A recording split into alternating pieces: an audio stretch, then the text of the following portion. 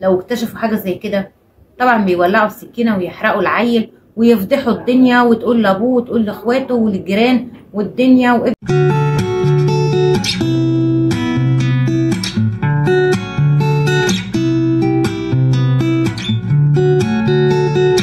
عليكم ورحمه الله وبركاته. احلى اخوات في الدنيا، ربنا يا رب يبارك فيكم ويديمكم نعمه في حياتي. النهارده هنتكلم عن التربيه الايجابيه وتربيه اهالينا زمان. التربيه الايجابيه يا جماعه الناس دايما بتتكلم عليها او بتفهمها بمفهوم غلط. في مننا من بيحب كلمه التربيه الايجابيه ويحس ان الموضوع لارج شويه، وفي مننا من بيسمع كلمه التربيه الايجابيه بيسخر منها ويقول لك لا، التربيه الايجابيه ايه؟ هو في احلى من الشبشب والخرطوم لما نضرب عيالنا؟ يعني الاتنين المفهوم خاطئ. فالنهارده هنتكلم نقول ايه هي التربيه الايجابيه الصح اللي المفروض نتبعها مع اولادنا، وتربيه اهالينا كان ايه الحاجات الغلط فيها وايه الحاجات الصح فيها. بس الاول نسمي الله ونصلي على رسولنا الكريم. ما تنسونيش في لايك وكومنت جميل منكم علشان يوصلكم كل جديد. اول حاجه يا جماعه التربيه الايجابيه، يعني انا دلوقتي مثلا ايه، ابني انا في مكان كده وخدت ابني مثلا عند قرايبي او حاجه، وابني طفل صغير، فانا مش جايبه له موبايل وهو بقاله كتير بيقول لي يا ماما انا عايز موبايل كمثال، وانا ما اشتريتهولوش. فلقى موبايل واحنا قاعدين على الترابيزه او حاجه عندي اختي او عند اي حد، فخد الموبايل وحطه في الشنطه. انا ما اعرفش كده، لما جيت روحت مثلا اكتشفت ان ابني خد التليفون. تربيه اهالينا كانوا يعملوا ايه لو اكتشفوا حاجه زي كده؟ طبعا بيولعوا السكينه ويحرقوا العيل ويفضحوا الدنيا، وتقول لابوه وتقول لاخواته وللجيران والدنيا، وابني حرامي ويا منيازي تعالي شوفي ابني، ابني سرق وابني عمل، والدنيا تفرق. لا، هنا التربيه الايجابيه، انا بقول التربيه الايجابيه معناها ايه؟ التربيه الايجابيه معناها اني اشوف المشكله هي ايه واعاقب واحل، وهقول لك هعاقب ازاي. انا دلوقتي جيت اكتشفت ان ابني خد التليفون، انا اللي اكتشفت مش باباه ولا حد. تعالى حبيبي ليه خدته؟ ليه؟ طبعا ابني اول كلمه هيرد يقولها لي اصل يا ماما معلش مش هعمل كده تاني، اصل انا بتحايل عليكي كتير تجيبي لي موبايل، انت وبابا مش عايزه تجيبي لي موبايل. طب ده مبرر ان انت تاخد تليفون وما تكلمش بنعومه؟ يعني ما تكلمش معاه كاني بساله حبيبي عايز ايه في اللانش بوكس؟ لا، انا بكلمه دلوقتي على انه عمل جريمه، ولازم يعرف ان هو قاعد قدامي على انه عامل جريمه.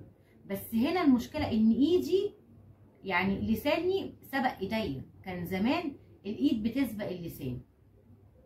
لا، هتكلم معاه في الاول واقول له مش معنى ان انا ما جبتلكش تليفون علشان مثلا انا شايفه ان انت مش مؤهل دلوقتي ان انت تبقى ماسك موبايل، انا بمسكك الموبايل بتاعي، ان انت تدخل في بيوت الناس وهم دلوقتي مأمنينك ان انت تسرق. يا ماما انا ما سرقتوش، انا اخدته. لا، انت حرامي كده وانت سرقت، انت كده الناس مش هتأمنك على انك تدخل بيوتهم. انا عن نفسي مش هآمن ان احط لك حاجه قدامك، لان انت كده مش جدير ان انت تروح عند اي حد. سيدنا النبي صلى الله عليه وسلم عليه الصلاه والسلام قال ايه؟ قال لو فاطمه بنت محمد صلى الله عليه وسلم سرقت لقطعت يداها. يعني انت دلوقتي عليه افضل الصلاه والسلام المفروض ان انا اجيب السكينه وامسك ايده كده واقول له اقطع ايديك دي بالسكينه، وابص له كده وابقى زعلانه، بس يبقى في نقاش ما بيننا. حتى لو النقاش ده انا بعنفه فيه، بس يبقى في نقاش. اقول له لو انت المفروض لو انا اطبق عليك الشرع عشان انت مسلم اقطع ايديك، بس انا مش هعمل معاك كده. هستثنى معاك الرحمه ان انت ما تعملش كده تاني. ان انت دلوقتي لو في اي حاجه انت محتاجها، يعني انا دلوقتي مثلا اديتك مصروف قليل وفي مع اصحابك بياخدوا مصروف اكتر منك، تمد ايدك وتاخد المصروف؟ انا كده لو في نيتي ان انا هجيب لك موبايل مش هجيبه لك عقابا ليك، انا مش هجيب لك التليفون دلوقتي الا لما تعترف بغلطك وما تعملش كده تاني وما تمدش ايدك على حاجه. وكل مره اخده معايا عند حد اقول له قبل ما نمشي وابص له واقول له وريني انت عملت ايه. لازم اشوفه هو خد حاجه ولا لا، احسسه بالذنب كل مره، بس الموضوع يبقى في نطاق ما بيني وما بينه. الولد ممكن يرضى ان امه تعنفه تزعق له تعمله، بس ما بينهم هما الاتنين، تربيه ما بينهم. ما ينفعش بقى تخلي اخواته قاعدين وتقول له ها وريني اللي في شنطتك، وريني خدت ايه النهارده من اصحابك، وريني ده كان ساعات الاهالي، انا مش بقول على اهالينا ان هم كانوا بيربونا غلط، لا طبعا، يعني شبشب اهالينا على راسنا من فوق. انا كنت لغايه ما قبل ما اتجوز كنت بتضرب، يعني لو عملت اي غلطه كنت بتضرب، وبدعي لامي بالرحمه عن كل قلم اديتهولي، ربتني احسن تربيه. بس عايزه اقول ان الجيل مختلف في كده، ان الجيل مختلف في دماغنا وتفكيرنا غير دماغهم وتفكيرهم. يبقى تربيتنا معاهم ليها خطه، بس ليها خطه ايه؟ ايجابيه تجيب نتيجه. طب انا ابني ما بيجيبش نتيجه بالكلام، لا يبقى في عنف. يبقى شوف، لو ابني مش بيخاف مني قد ما بيخاف من باباه، يبقى هنا انقل المشكله لباباه. لازم افكر في المشكله الاول، افكر في المشكله، مش ان مثلا تجيني المشكله اقوم ضربه شتمه حرقه. موضوع الحرق اللي كانت الامهات بتعمله زمان ده طبعا عمره ما هيتعمل دلوقتي. الضرب بالخرطوم عمره ما هيحصل دلوقتي.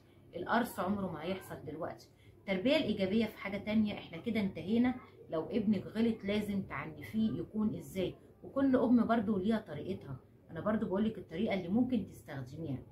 نيجي دلوقتي مثلا انا عندي بنت في سن مراهقه، بيقولوا الام بتصاحب بنتها، وده فعلا كل ام فينا بتصاحب بنتها. بنقعد نتناقش وبنقعد نتكلم، والام دايما هي اللي بتفتح مواضيع مع البنت علشان خاطر البنت تفتح معاها مواضيع. طيب انا دلوقتي مثلا دخلت على بنتي لقيتها بتتكلم في التليفون، اكتشفتي ان بنتك بتكلم ولد، فطبعا قعدتي اتكلمتي معاها وايه اللي ما يصحش وايه اللي بتعمليه ده وانت ازاي تعملي كده، برضو من غير ما اسمع البيت كله اللي بيحصل. انا وبنتي لوحدينا، والله يا ماما ده زميلي وحكيت لي الموضوع. ما ينفعش بقى عشان هي حكيت لي الموضوع تيجي تاني مره مثلا تقوم قاعده قدامي بكل جرأه ماسكه الموبايل وبتتكلم. لا، طب ما انا حكيت لك بقى خلاص، فانا بكل جرأه ماسكه الموبايل دلوقتي وبتكلم معاه وقاعده. دي تربيه ايجابيه؟ لا طبعا، مش دي التربيه الايجابيه. لا غلط، لازم تحترمي امك ولازم تعرفي ان اللي انت بتعمليه ده غلط. هنا تربيه الام مش انها تجيب الخرطوم وتقوم ضاربه بنتها وجايباها من شعرها وضرباها وما تكلميش كده تاني، لان حتى لو عملتي كده، لو ضربتي وشتمتي وحرقتي هتعمل الغلط ده تاني. يبقى لازم تتناقشي معاها وتعرفيها ان الموضوع ده اصلا غلط، مش ملائم ليها دلوقتي، ان هي لسه صغيره. تيجي لها بكل الطرق اللي انت عايزه تشوفيها. تيجي للطرق دي لبنتك من انهي مكان؟ شوفي بنتك بيدخل لها ازاي. كل بنت او كل ابن وليه دخله الام عارفاها. ما تسيبيش الموضوع كده ان انا ارتحت ان فشيت غل بنتي، قعدتها من المدرسه ضربتها بالخرطوم، جبتها من شعرها في الارض، خدت منها الموبايل. لا، اللي عايزه تعمل حاجه هتعملها، فده مش هينفع. يبقى هنا ناخد بالنا التربيه الايجابيه معناها يا جماعه ان انا ابني او بنتي بيعملوا مشكله بيرموها عليا، ومطلوب مني ان انا اقعد معاهم واعرف هنا حل المشكله جاي منين. يبقى انت المفروض تعرفي حل المشكله. العنف هو مش بيجيب نتيجه، بس برضو برود الاهالي اللي انا بشوفه. اصل ان كبر ابنك خويه، يبقى الاب عارف ان ابنه بيشرب سجاير ويشوفه بعينيه ان هو بيشرب، الامور بتبقى عاديه. الام بتبقى عارفه ان بنتها مش عارف ايه، ودي تقول دي تربيه ايجابيه. والعكس صحيح، واحد بيضرب ابنه عمال على بطال على اي غلط، وواحده بتضرب في بنتها عمال على بطال على اي غلط. فاحنا بنقول هنا احنا دايما دين وسط، واحنا امه وسطيه. في كل حاجه لازم نكون وسط، كل حاجه لازم نحتوي ولادنا، لازم نتناقش مع ولادنا، لازم انت اللي توجدي حل لمشكله ولادك. حتى لو تلجئي لدكتور نفساني على الموبايل. انا اعرف ام بنتها كانت دايما عندها مشكله، وكانت تخلي ولادها كلهم يناموا، كانت تقعد على الموبايل، تقعد تسمع لدكاتره نفسيين، تقعد تتكلم وتحكي المشكله. كان الدكتور يقول لها ازاي تتعاملي مع بنتك. كانت تاخد بنتها كل يوم يقعدوا مثلا لوحدهم، يقعدوا يتكلموا عادي، لغايه ما كان الدكتور يقول لها اعملي كذا واعملي كذا اعملي كذا، لغايه ما طلعت بنتها من الحاله اللي هي فيها. الحياه مش عنف، اعرفي ايه هي الصح واعرفي ايه الغلط. الام مش ام ان هي بس بتعمل اكل وتحب ولادها وانا بحبك والله، لا.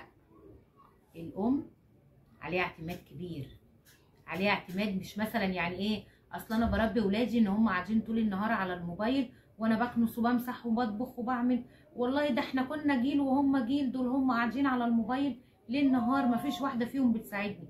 لا، انا اشيل بقى منهم الموبايلات دلوقتي. تعالوا اشيل منهم الموبايلات ويقعدوا اقول لهم اتفضلوا قوموا، انت عليكي كذا وانت عليكي كذا وانت عليكي كذا، والمفروض ان انتوا تخدموني علشان انا كمان كلنا هنا بنساعد بعض. مش عيب ان مش لازم اكون انا اللي امسح واكنس واعمل كل حاجه علشان خاطر اصلي هما دلوقتي جيل وانا جيل. لا، انا عارف شايفه ان ده ما يتمشيش خالص مع حته انا جيل وانتوا جيل والكلام ده كله. فالتربيه الايجابيه الناس فاهماها كتير غلط، فاهمه ان التربيه الايجابيه ان انا اسيب ابني اعلمه ان هو يركب على ابوه وامه وعلى اخواته، ان هو يبجح، ان هو يعمل. دي التربيه الايجابيه. لا، انا لما بقول نربي تربيه ايجابيه ان احنا نعرف سبب المشكله، سبب اللي بيخوف ابني ايه، سبب اللي بيزعل بنتي ايه، سبب اللي بينكد عليهم ايه. ده اللي انا اعرف. بنتي دايما وحيده، انا دايما ملاحظه ان هي وحيده، ان هي ساكته، ان هي بتقعد لوحدها دايما، ان هي دايما من اقل حاجه بتعيط. بدل ما اعيب عليها ان هي من اقل حاجه بتعيط، بدل ما اعيب عليها ان هي دايما قاعده لوحدها، لا، انا المفروض اعرف سبب المشكله ايه. زمان كانوا لما بيتكلموا كانوا بيتكلموا بايديهم اكتر ما بيتكلموا بلسانهم. دلوقتي لا، احنا ممكن ناخد ولادنا نتكلم معاهم بالراحه مره واثنين وثلاثه. لو حسيتي ان ابنك محتاج انك تعنفيه عنفيه، لو محتاج ان بنتك تعنفيها عنفيها، بس بيبقى عنف عن عنف بيفرق. يعني كل ولد وبنت ليهم دخله. يا رب قدرت اكون اوصل لك المعلومه النهارده. اتركك في رعايه الله وامنه، والسلام عليكم ورحمه الله وبركاته.